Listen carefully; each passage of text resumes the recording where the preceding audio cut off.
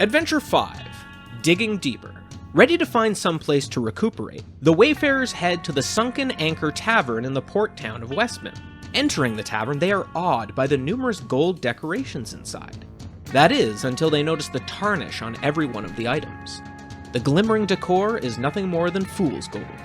Approaching a busy dwarven woman behind the bar, Nakoa asks about Mayor Byron Westman, the intended recipient of Mr. Bigsy's mining deed. She informs the sea elf that the mayor is visiting the neighboring island of Cornucopia, but will return the following day in time for the fishing tournament and picnic to follow. Looking for something to pass the time as they wait for their companion Keel to return, Nakoa spots a mustachioed minstrel in one corner, plucking at his guitar. When the sea elf introduces himself as a fellow musician, the minstrel scoffs at first, but then decides to give Nakoa a chance. Introducing himself as Roderick, he asks Nakoa to open for him. The sea elf agrees and leaps to the stage, prepping the crowd for his own show. But before he can play, Roderick rushes to the front of the stage to perform a mediocre melody. However, many tavern patrons still have their eye on the sea elf bard and his whalebone lyre. When Roderick finishes, the crowd calls for a musical duel between the two to claim the stage for the night. Nakoa steps up and unleashes a haunting tune that leaves the crowd in awe. With the last pluck of his lyre, he turns to Roderick. Not to be outdone, the proud minstrel pulls out his guitar once more and breaks a string on the first note. He is immediately booed off stage and flees into the night as a light rain begins to fall. Meanwhile, Nakoa continues to perform for the cheering crowd. Keel arrives at the tavern as Nakoa continues playing. After grabbing some ale at the bar, he joins the rest of the party, informing them that their friend's performance earned them free drinks and a room for the night. While Nautilus turns down the ale, Scourge wild shapes into a goat once more and downs the beverage as quickly as possible. Before retiring to their room, the group decides to enter the fishing tournament the next day. They head out early and each buy a set of fishing tackle as they wait for the tournament to begin. The tournament announcer, Pike McLennan, tells all newcomers the goal of the tournament: catch the elusive sea serpent silverfish, a rarity in these waters. The competition begins as fishers all along the docks cast their lines into the sea. Before long, Nakoa and Scourge have both caught some coastal albacore and blackfin sea bass, but Nautilus has only reeled in a single fish.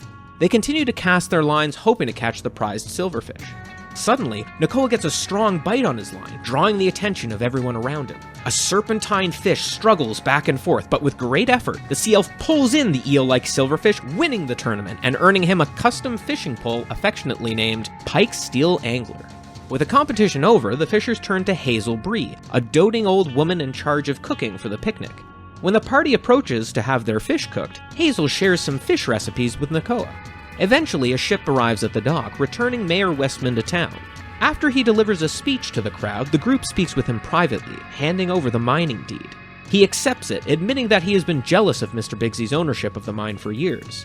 The party learns that the coal mine provides fuel for all Igneous Coalition steamships in the area, making it quite a profitable enterprise. The mayor then asks that they inform the miners at the Westmin tunnels of the change in management, while he organizes his own crew to take over. Soon, the trio departs for the mine. A short walk to the outskirts of town takes the party to the Westmin tunnels, a series of ramshackle wooden buildings outside a coal mine operated by soot-covered goblins. They are unceremoniously greeted by the grumpy foreman, Nitro. Once the party gives Nitro the message from Mr. Bigsy, he tells them that they'll need to clear out the vault of all its valuables, which will then be transported back to Conch Beach. The vault itself is a gnomish contraption referred to as Secure Access for Everyone, or SAFE for short. He hands the group the owner's manual to help them bypass the security features, while he delivers the unwelcome news to the other goblins. At the entrance to the vault, the party discovers that gnomish engineering and goblin tinkering don't mix well. Scourge attempts to decipher the gnome's pre-written instructions along with margin notes by the goblins who installed the safe, while Nakoa and Nautilus try their best to follow the tiefling's directions. They discover that a number of features were altered or incorrectly installed, making the process of accessing the vault's contents all the more difficult. The first challenge is a simple 3-digit combination lock. Entering the incorrect combination is supposed to trigger knockout gas, but the goblins refilled the canister with deadly spores. Fortunately, the party uses the correct code to get inside. Scourge also reads ahead in the manual to discover that a lever used to disarm some construct guardians later in the vault was installed upside down. The party leaves the lever set to armed to avoid activating the guardians. The next chamber contains a series of colored pressure plates with a specific pattern mentioned in the manual for bypassing the various traps, triggered by stepping on them out of order. But the goblins who installed the plates had trouble counting past 3 and put the pressure plates in the 4th row and beyond in the wrong location.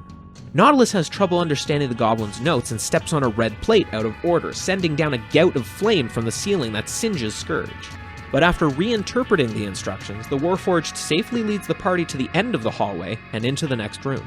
The last security chamber holds 5 inactive spider bots and another combination lock to enter the storage vault. Scourge tells the others that each of the colored spider bots is marked with a 3-digit code, but only one of those codes will open the vault, while the others will activate the Guardians. The instructions in the manual give a clue to which one is correct based on the number of legs installed on each spider bot. Unfortunately, the goblin who installed the legs was colorblind and mixed them up. After a lengthy debate and furiously counting the colored legs numerous times, the party notices a discarded green spider leg in the corner of the room, leading them to the correct combination. With the vault finally open, the group gathers up the 5 adamantine lockboxes and returns to Nitro's office. The goblin uses the key the party brought to open the last lockbox, handing them the one item inside, a silk bag holding a large gemstone. Nitro also rewards them with 250 gold pieces from the mine's coffers, as per Mr. Biggsy's instructions, and promises the remaining 250 after they return from delivering the gem to Lady Freya Moraine on the island of Cornucopia. With the gemstone in hand and the goblins packed, they all head back to Westmin. Returning to the Sunken Anchor Tavern, the party finds Keel sharing a drink with Captain Cutter and Officer Vice. Cutter reminds the group of the covert mission into Steel Key Prison, but the party still has one more delivery to make. Keel offers to take the item to Lady Moraine, so long as he gets paid, while the captain admits to having other operatives who could perform the prison investigation. After some debate, the trio decides to assist Cutter, leaving the delivery to Keel. The captain asks about the item in question, examining the gemstone pouch. A decision is made. Cutter and Vice stand as the captain announces to the entire tavern that Nakoa, Nautilus, and Scourge are under arrest for the illegal transport of magical items. Vice shackles the 3 while the she-orc orders Keel to accompany the bugbear officer and deliver the item to the nearest steel ring outpost. Before departing with Vice, Keel whispers good luck to the party.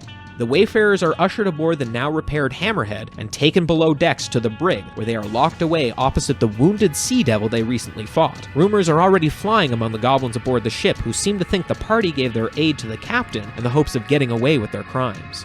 With their cover as captured smugglers now firmly established, the ship sets sail for Steel Key Prison, and perhaps the most dangerous adventure the party has yet to face, in the Broken Chain.